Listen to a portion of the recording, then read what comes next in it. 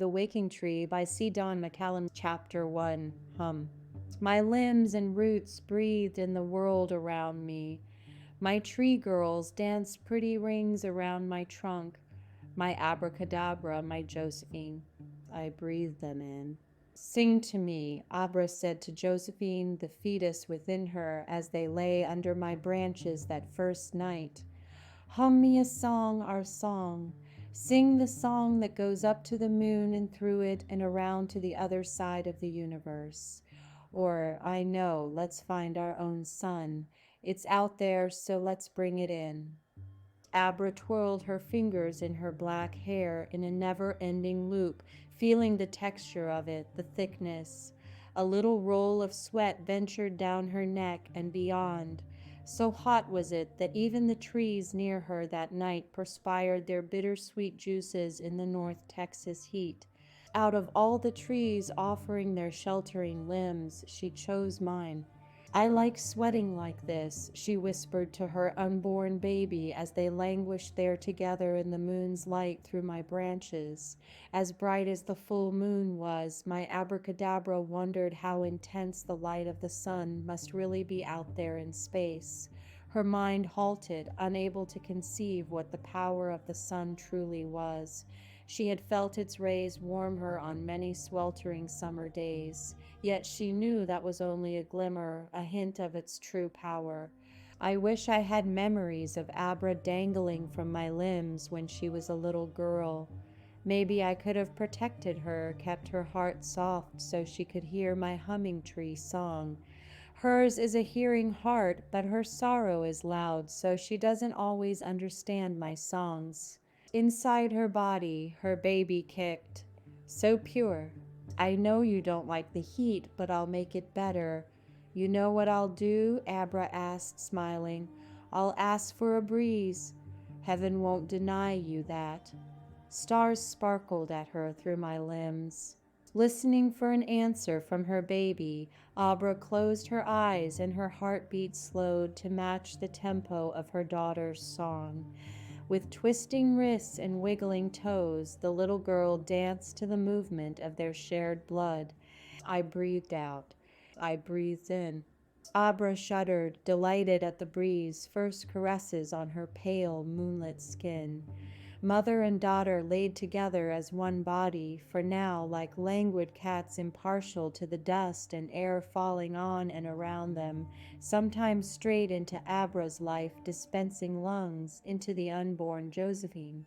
He's watching us, she said to her baby. I know. I can feel him too, the little girl said in their heart language.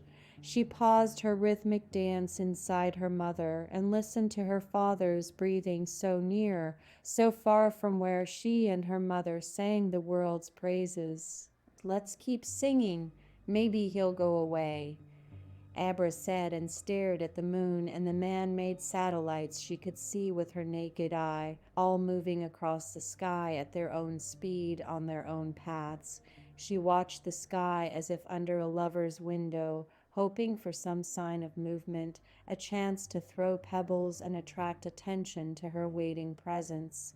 Her body was soft, leaning against my trunk.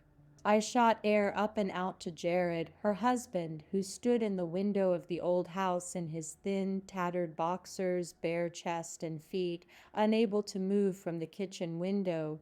He couldn't figure out what she was doing out there just after 3 o'clock in the morning, her lips and supple body moving in full sight of anyone who might be watching. Not that anyone would see here on the outskirts of the suburbs of Dallas. This was not normal behavior for a pregnant woman, not even for a pregnant Abra. Sensing her father's eyes, the girl whispered to her mother, Mama, can I stay here? Can I live with you here forever? Josephine wanted to stay inside. She knew about the world even though it is all from whispers from heresy through her mother's womb. She knew all about it from the faster flowing or sometimes slower going blood of her mother's heart that changed as they faced the world together. She knew about the cold, hard voices. She could feel the dagger stares now only barely closed in by the window not far away. Through the wall of her mother's womb, Josephine sensed it all. Smells and flavors penetrated the protective flesh, traveled throughout their shared bloodstream, and mingled with the fetus's ever growing, changing concepts of reality. All was not as she had first imagined. This new world scared her. Would she even be able to breathe out there? Could she speak their language? Could she speak at all? These fluid songs would remain hers, but could she translate them into the new language in time? I wish you could be here with me always, Abra said, but I do want to see your pretty face, and I want to hold you and play with your sweet little fingers and toes.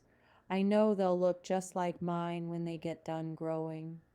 Abra closed her eyes and felt Josephine wiggling those little fingers and toes, tickling her mother from the inside.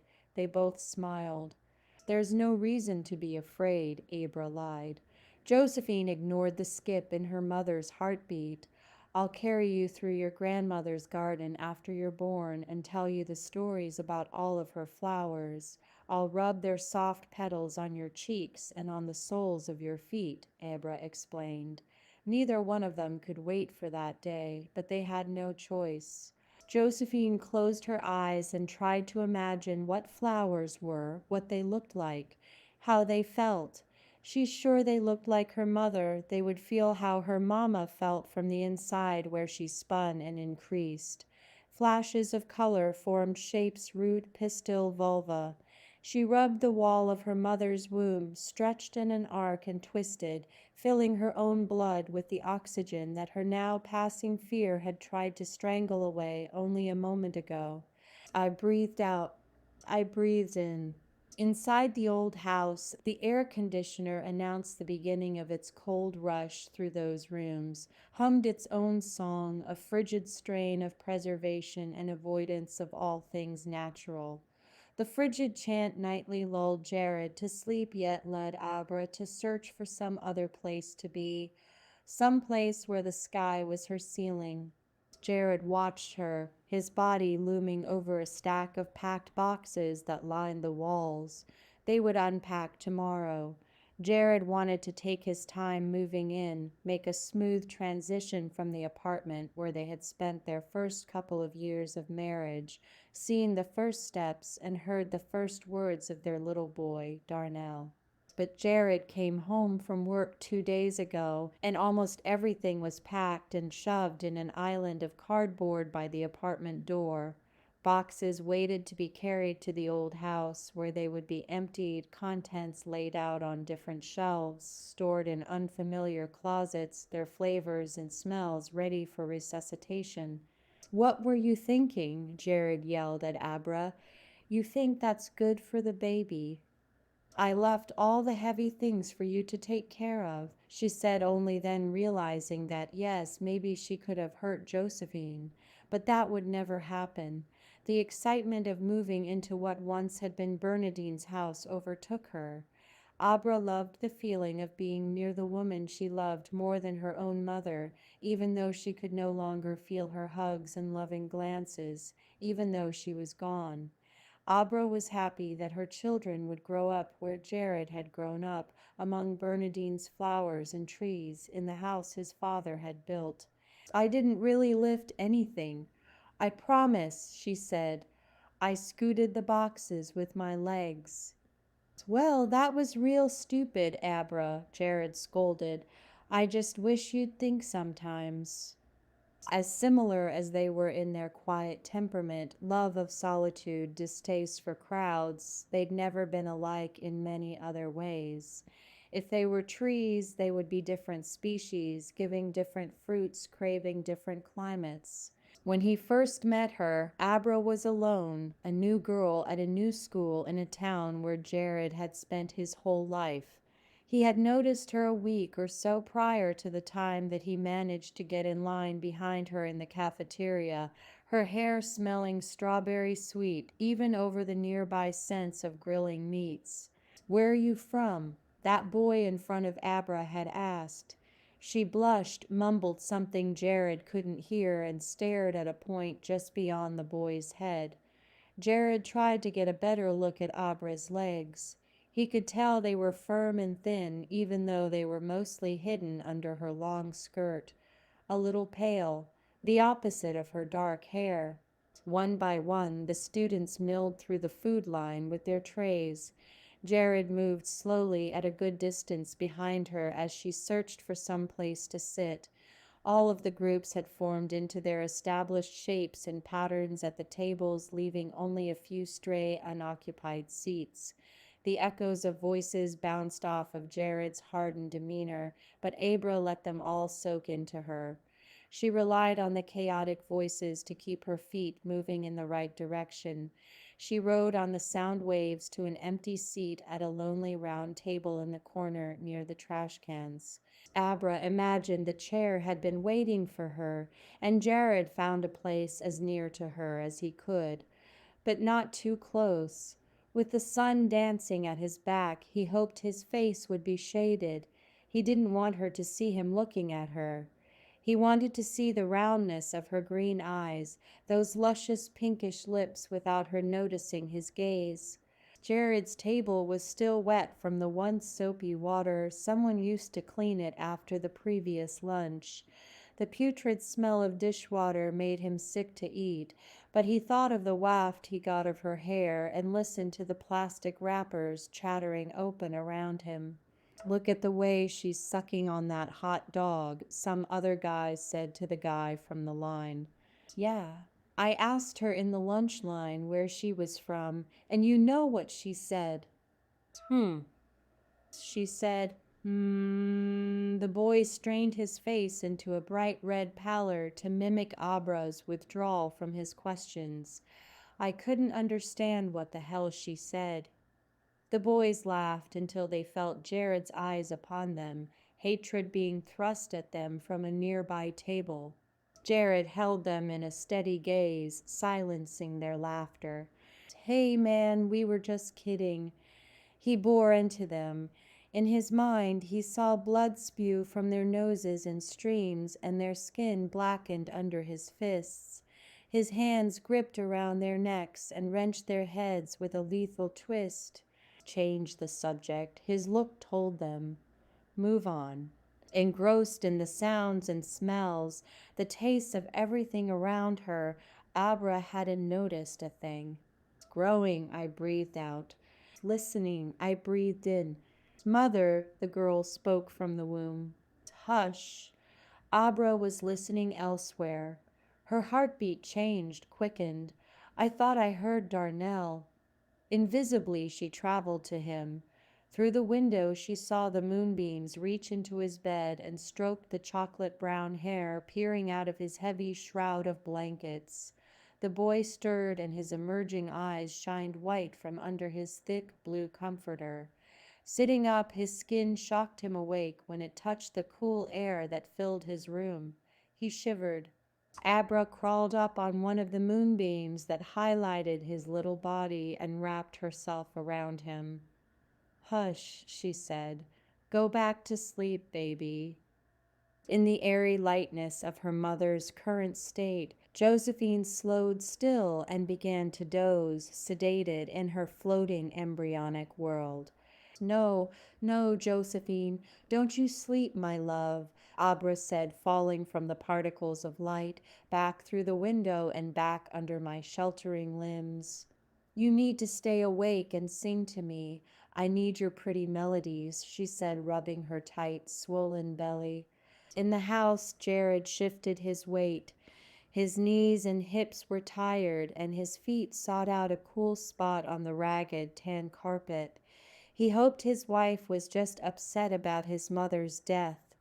Abra loved his mother, and she certainly was closer to her than he had ever been.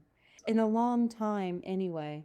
There was a time when Jared and his mother laughed, played, and ran through the woods together on the edge of the property where they moved today. But he was a little boy then, innocent of manhood and its trappings of lust and pride and anger. Back when he used to pick up the horse apples I dropped in the fall. Monkey brains, he called them. I miss him. I missed all the little ones I'd known. For years, mother and son moved wordlessly in concentric circles, each barely aware of the world around them, let alone each other. When Darnell was born 6 years ago, you would have thought that Abra was Bernadine's daughter, not just an in law. Jared had never seen his mother so happy. She'd always been down to earth, non emotional, even cold, so he never thought she could be moved to tears like that. And it wasn't just the joy that made her cry. There was some other source of her tears, a hidden emotion peeking its head out only to be shut down with a questioning glance from him. Jared didn't know why. He knew there were too many memories between them, memories of pain and loss. The time to talk about it all was far gone. They'd let the silence grow too long. But now that she was gone, there would be no time for understanding. He didn't know why. But I did. Sometimes I cry sap tears. That first night back in the old house, the air conditioner announced its pending state of rest, slamming itself down into silence. The alarm clock in the bedroom scrolled on to another time. The moments went on their way, but the counting of them would go on. Under my branches in her mother's womb, Josephine had so many questions. "What are birds?" she asked. She wanted to understand everything her mother's body told her, to know why they felt so full of love sometimes. Abra held her hands up to the sky, looking through my leaves, and crossed her thumbs in front of her, fingers spread and fluttering through the air. Abra pictured a cardinal, male and beautiful, flying over them, looking for a place to rest. "Birds are like clouds," Abra said. Her pale hands, her soaring birds, separated and wafted across her sky in random patterns, changing in the breeze, cumulus and lovely. Holding her hands high, she molded the clouds hovering above them into the shapes that she loved most. Abra sculpted flowers, daylight, Josephine's father's face. She let them go on their way, flying on the wind. Josephine felt it all, then asked, "Are clouds the same as poetry?" Josephine's words knocked Abra into silence. I held my leaves still and listened. A surge of love forced her eyes closed. She tried to look inside of herself and see her little girl. Letting her hands fall on her tight belly, Abra stroked her teeth with her tongue, feeling all of the words that she might hold in her mouth or spit out if she wanted. She filled her mouth with a word, pulling it from the back of her throat, over her palate, and tongue letting it sizzle through her teeth. Yes. Back in the house, Jared heard Darnell slipping out of his bed, the pity pat of his feet on the bathroom floor, little boy tinkling noises, then a flush. As he walked out of the bathroom, Darnell saw his daddy standing motionless, staring through the slit in the blinds. The light of the full moon spilled in through the little crack, past Jared's fingers and into the old house. "What are you doing, Daddy?" Darnell asked his father from the dark, shallow corridor. "Go back to bed," Jared growled. Darnell remained still and watching. It took a look from Jared to get the boy's hesitant feet moving back in the right direction. I shook my branches, making leaf music. Abra and Josephine had grown so sleepy and calm from their bedtime stories and singing that they didn't notice the others inside the house anymore. Their eyes opened and closed with each inhalation and exhalation. The breeze was blowing their breath south to where the Gulf of Mexico would pick them up and consume them whole. Saying good night to the moon, to the ever-dying clouds, Abra pushed her swollen body from the ground, lifting herself while never taking her eyes off of the moon. Out of the corner of her eye, she saw one of the blinds click shut, and she felt a shadow melt into the darkness. I listened to the words of the wind. The air said, "Catch the darkness for a while. Let it lift you as it reflects on the unenlightened parts of your moon." Tasty waves of moonbeams through bedroom windows fill my mouth. Listen to me tumble tiny toward bodies at night.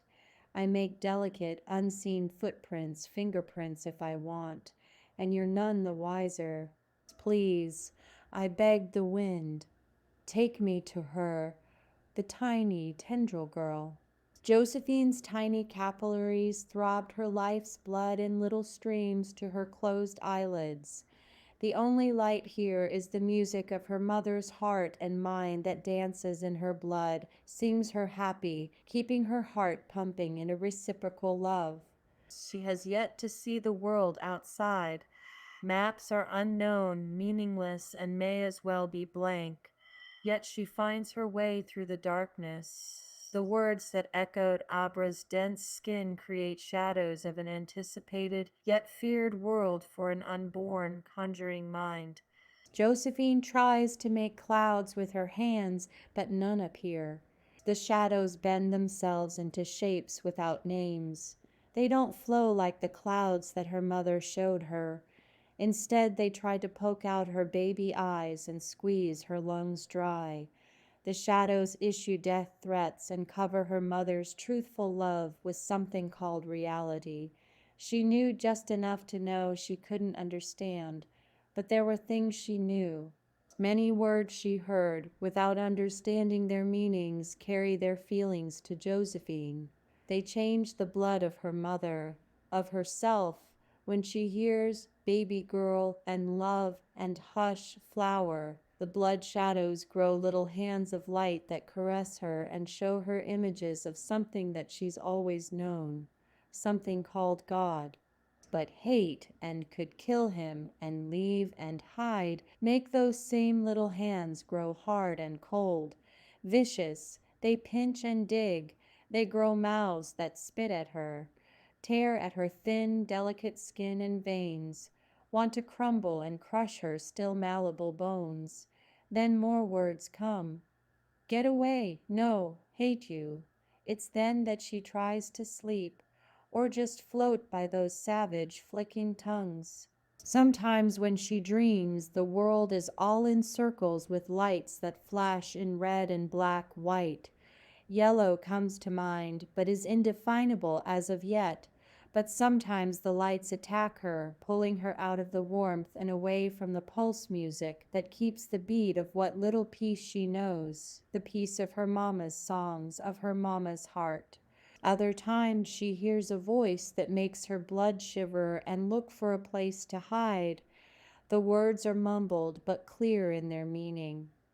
You are keeping me here, the voice says, in this place where I don't want to be. Under the depth of the seemingly calm water from which it speaks, the voice laid itself as an unseen terror, ready to quit its self-imposed silence. Like an undertow, the voice hides its true nature, a secret that's ready to mow down anyone in its path.